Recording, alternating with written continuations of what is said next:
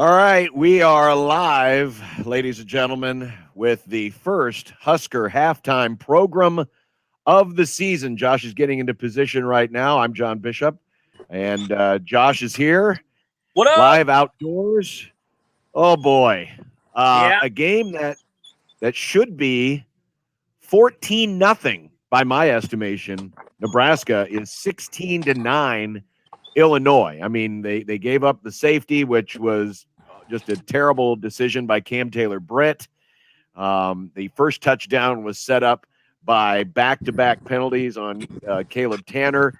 Initially, it looked like the roughing the passer was a terrible call, but after they clarified that it was driving the player into the ground, and then of course he gets the taunting on top of that. That sets up their first touchdown, and then you just saw the fumble, the scoop and score. Second year in a row, Josh, in the opener, Nebraska gives up a scoop and score. Remember last year it was kind of the play that blew it open in the second half for Ohio State, and in this yeah, case, it blows the lead in the first half. yeah. I mean, it really does feel like we're watching the same team as last year at times, doesn't it? Where they're special teams mistakes. I mean, even at the very end, it's not going to matter that they return the kick and they didn't get to the 25-yard line, but they returned the kick. And what did they end up starting that final possession of the first half at? Like the 18, the 19-yard line. And so it is a lot of the exact same mistakes. And after some pretty solid throws early from Adrian, I mean, he really seemed to regress, especially in that second quarter. He had some overthrows, he had some underthrows. That last one, I saw obviously a lot of criticism about it on Twitter, and I think that it's fair. He was getting hit a little bit low at the time, like down by his ankles, and so I think he was just moving a little bit but at the same time, I mean, that's a throw that you got to make as a fourth-year starter. That's the throw that you got to make. And so, yeah, you just said it should be 14-0 by your estimation. And I'm like, should it be? And it's like, gosh, a scoop and score, that's on Nebraska. The penalties extending the drive, that's on Nebraska. Obviously, the safety, perhaps the most embarrassing play of the first half, that's on Nebraska. So, yeah, just a disappointing first half, really, in all three phases for the Huskers. And honestly, Josh, if you go back, depending on if you think Chris Hickman beats Illinois safety, it could be 21-0 in this game because he was wide open on the play just prior to the scoop and score. The little pick route that they ran where the referee got taken out, it could be 21-0, or at the very least, Nebraska's got the ball deep in Illinois territory late in the first half. They can either set up for a field goal or maybe punch it in. Either way, it's either a 2 or a 3 score game at this point. Instead, you find yourself behind by 7 at halftime, and it's a real shame too, because I think the defense has played particularly well today. Yes, there's been a couple of busts in run fits, but for the most part, you've had 3 sacks in the first half, should have had an interception. I think, you got the big third down stop, Deontay Williams coming in off the edge on the backside, taking out Epstein. It's been a good enough effort by the defense, no question about it. But missed opportunities on offense and more bad special teams. And, Nebraska finds himself in very familiar territory. I don't think Illinois has particularly played that well, with the exception of their special teams. Yeah, John, they can barely throw right now ever since the Peters injury, and it's not like Peters was doing a really good job dropping back. I mean, one of the concerns that I had with the defense this year, and I feel like we talked about it a little bit maybe a month or so ago, was just that because of the offensive struggles, that they could end up getting put into disadvantageous positions. And look, the penalty certainly was on them, as you mentioned. At first blush, I thought that was a bad roughing the passer call, but I think that in the end it was the right call. But I mean, that drive, of course, happens. Otherwise, they've done a really good job. They've what are they? 3 sacks, 4 sacks in the first half already. 3 sacks. I mean, there should have been an interception. They've done a good job. They've gotten pressure. The defensive line, I thought that they've had a few, breaks in the run game, and Illinois has been able to take advantage. But for the most part, that's what you've been wanting from the defense. And yet, so you look at the scoreboard then, and you see 16 points, and it's like, wow, 16 points to Illinois with a backup quarterback throughout the first half. They're not playing that well. No, the defense played well. They just weren't put in good positions throughout much of the first half. And unfortunately, Nebraska's commitment to the downhill running game has been a little bit spotty at best. Now they have tried to run it, Yeah. but as you've seen, and I kind of suspected that this might happen, just because of his previous success. But once again, you're seeing Adrian Martinez leading the team in carries. Now, a couple of those, of course, have been sacks, but he's got 8 carries in the first half, and and Gabe Ervin has 7 in the first half, but none of the three running backs, and we haven't seen, actually it's none of the 2 running backs. We haven't seen Morrison, right? Haven't seen Sevion Morrison. Neither of the 2 running backs has really established themselves. Nebraska's averaging less than 3.5 yards a carry from their running back position. So it's a little bit more of the same. And while the plays have been there, again, plays have been there. The missed throw in the end zone to Lever, the missed throw to Chris Hickman, the missed throw to Austin Allen. I mean, the plays have been there, so you can't really necessarily blame this on play calling. Yeah, you would like to see, a better production out of the run game, but, you run the plays that you can to try to get you some success. And I think, Nebraska's still in a spot where they can't just completely commit and say, we're just going to run on first down, run on second down, run on third down. They're not there yet. They do need to open some things up. The shame of the matter is they have had opportunities to open things up, and they have not been able to capitalize. Adrian Martinez in the first half is just 6 of 14, 112 yards. Of course, most of that, or at least almost half of that, coming on the deep ball to Oliver Martin in the second quarter. But again, it's a team that can't seem to get out of its own way, and now they're going to have to fight back and show. Both of us talked about it yesterday on the program, Josh, how this team's going to face adversity. How are they going to respond from it? Well, I thought they responded very well after giving up the safety. Went right back down the field, got in the end zone, got the lead, then extended the lead. Again, probably should have been a touchdown instead of a field goal, but it is what it is. You feel like you're up 9-2. You leave it into the hands of the defense, and you're going to be fine. But unfortunately, mistakes have hurt Nebraska again. Either it's penalties or mistakes. The funny thing is, we talked about penalties through the course of the week. Nebraska's only committed 2 penalties, but they were both killer penalties. Is that true? They've only had 2 penalties. Accepted penalties. Interesting. 2 accepted penalties. Yeah, they've had a few more. You said something in there about Adrian Martinez that I want to go back to just for a moment. 6 of 14, right? Is that what the current number is at right now? So there was the pass that he had on their first touchdown drive to Marquis Step. Great play design, great play call. And look, they ended up scoring in the end, so it doesn't matter. But he didn't lead him. And that was one of those moments where, like, if he puts it out in front of him, I think Marquis Step, he's either going to score without making a move or he's only going to have to make one move. And after that, he had that nice long pass, but man, he struggled at putting the ball in positions where it could get caught. I thought that the one in the end zone, it was a little high, but that should have been a touchdown. But otherwise, especially late in the second quarter, he had some poor throws that, the receivers just didn't even have a chance to get after. Yeah, and as Brock Heward mentioned, and I think several people on Twitter, how do you overthrow Austin Allen, right? He's 6'8". Yeah, given he's 8'4". They managed to do it. As you can see, if you're watching along, obviously you are watching along. It's the only place we're not on the radio. From the Husker halftime program here on 1620 The Zone TV. You can comment in the comment section on YouTube, and we'll show some of the better ones. There's a few on there that I can't show already, but already had one. I'll go back to it. Jordan says bench Martinez. It's bad. It's really bad. Listen, it's not that bad. It's not that bad. Behind him aren't going to. People are. I think I think he just needs to settle down a little bit. And I think he'll be okay. Right now, yeah, he's a little jittery when it comes to, especially those throws to the left. All of those overthrows have been to the left.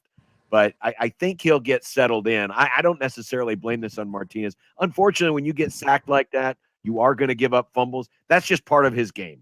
He is just a fumbler. We've talked about it. He has some really good plays, and then he has some really bad plays. That is who he is. Now, look, I understand any frustration and criticism of him. I've just got done with a minute-long criticism of him myself. There's no one behind him that I would feel comfortable with going to right now. And that's just a fact. And that, that can lead up a whole host of other discussions. But sadly, I'm not going to call for him to get benched. And I don't No. think they can bench him and expect to win this game.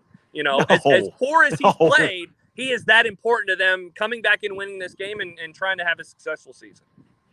You know what, and I think what you're going to see as this second half develops, I think you're going to see him even more rely on the run game, and his feet to try to get things going. And listen, that's not what they want to do. No, Optimally, it's not what they want to do. But at this point, you've got to do what it takes to win the game. You have to do what it takes to win the game. I still think you're going to be fine with your defense. I know you look at 16 points, but again, you can make the argument that there should be 0 points on the scoreboard. Every touchdown or every score that Illinois has had has been because of Nebraska mistakes, not because of necessarily anything functionally, fundamentally. I think the tackling has been fairly solid in this game. Again, there's been a couple of missed run fits, especially on plays to the outside. Yeah. But for the most part, between the tackles, this team is hard to run on.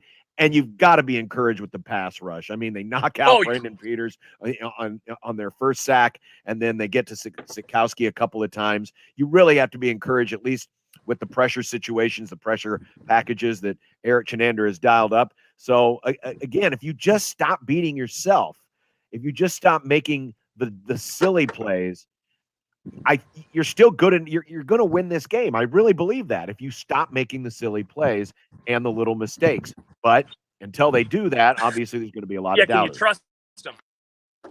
Yeah, can you trust him to do so? A couple comments that are standing out to me. Matthew says, if Illinois goes up 23-9 to start the third quarter, is there any way Nebraska wins? And that's a great point in that Illinois is going to start the second half with the ball. I'm with you. I'm encouraged by the defense. Every time Illinois drops back to pass, I'm just encouraged, okay, this play could or should end positively for the Big Red. But they got to keep that going. And the question we always ask with this team, and you just mentioned it, it was in our keys yesterday. How do they respond when something negative goes their way? I mean, they have got to be kicking themselves right now and thinking we should be up by a touchdown, if not more. And it's not even a tie game. Illinois has the lead. So you should be kicking yourself, but you also should be kicking yourself in a way that says, we've got this, we're fine, and we can move on as quickly as possible. And then, the comment, I believe, that you just put on the screen for Madison, for all that is all holy, please let Nebraska win. So Josh isn't right. Understandably so. It's no fun when I'm right. I understand. I get it entirely.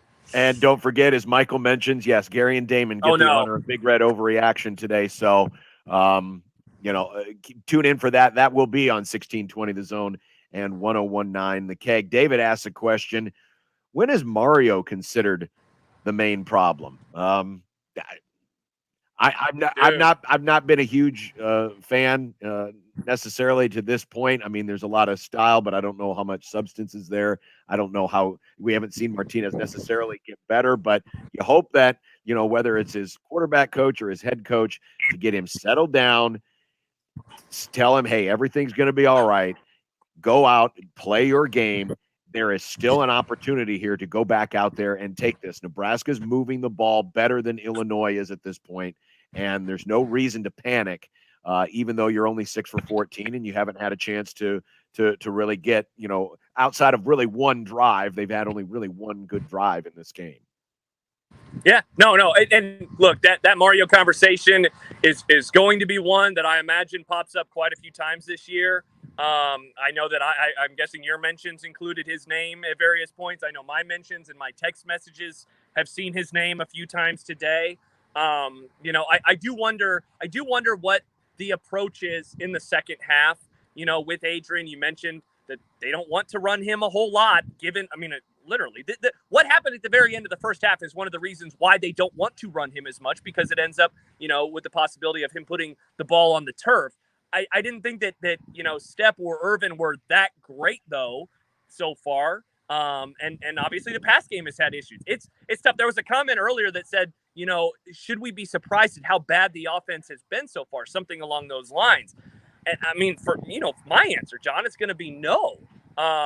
So I in a way, I guess I don't know what my answer is to this question. What do they do? What do they do to start out the second half?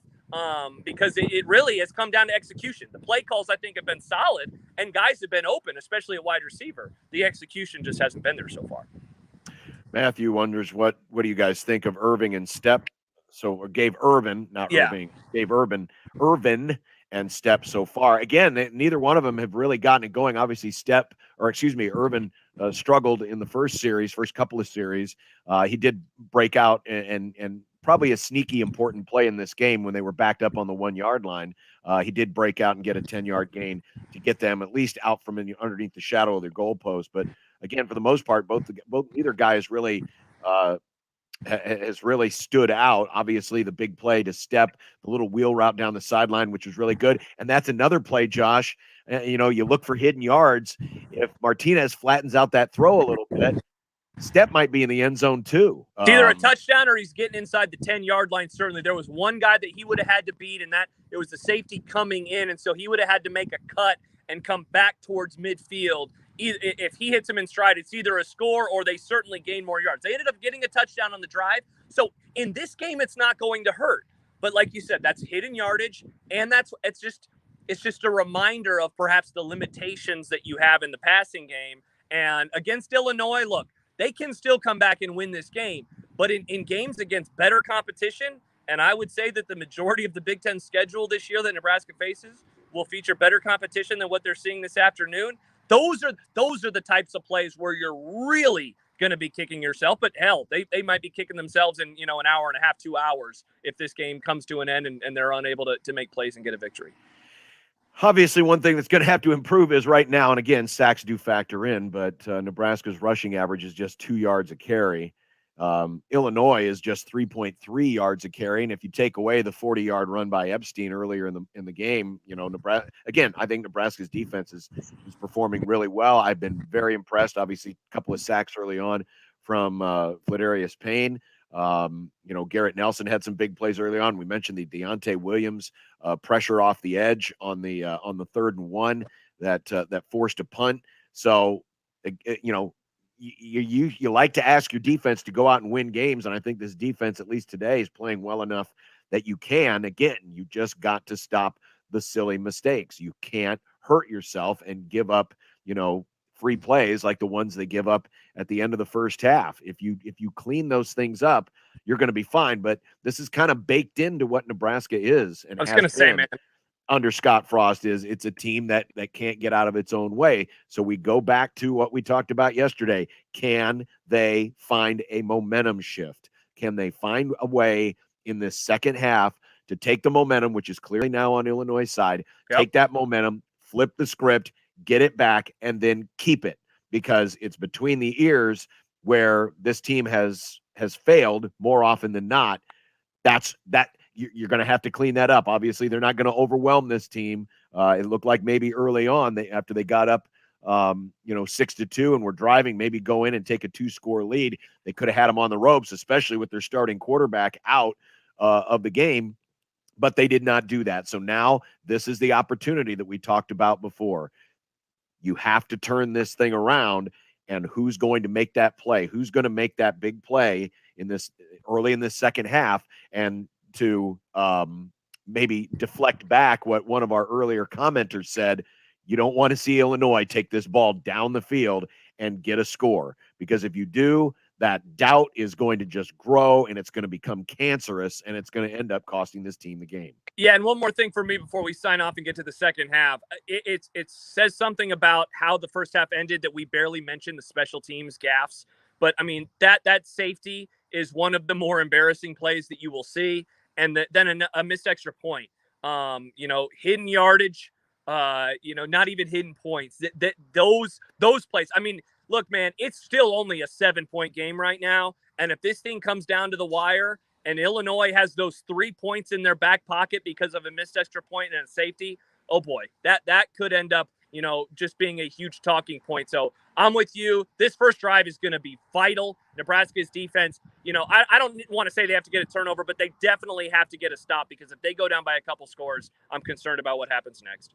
Yep, defense has to make a play here early on. And, the good news is at least the couple of kickoffs we've seen or have gone into the end zone So at least from that standpoint, special teams has been good, but a horrific start. And I still don't know what Cam Taylor-Britt was thinking on that play. And I know feet at the 10-yard line.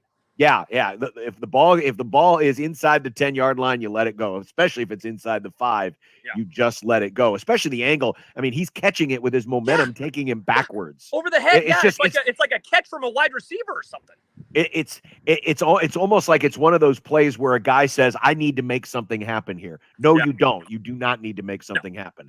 All right, both teams are back on the field. The Fox broadcast is getting ready for the start of the second half, 16-9. A reminder that Gary and Damon have Big Red Overreaction for you coming up right after the ball game. So as soon as the game ends, they will be on the air. 1620 The Zone, 1019 The Keg, the Zone app, 1620thezone.com. All the reaction. You'll hear from the head coach. All of those things coming up here on 1620 The Zone. And when we have an opportunity, we'll be doing this again. Next couple of weeks, I'll be on Big Red Overreaction. So we'll pause this, but it's been fun to at least experiment. Josh is outside, and now you can head back in, and we can see if Nebraska can turn this around in the second half. Yep, that's about 4.5 hours of being outside the last couple of days. Time to go inside. Yeah. I just did dry out, by the way. From oh, good. Yeah, my shoe's still wet. All right. Second half is coming up for the Husker halftime program. There's Josh. I'm John. We will talk to you Monday on Unsportsmanlike Conduct on 1620 The Zone.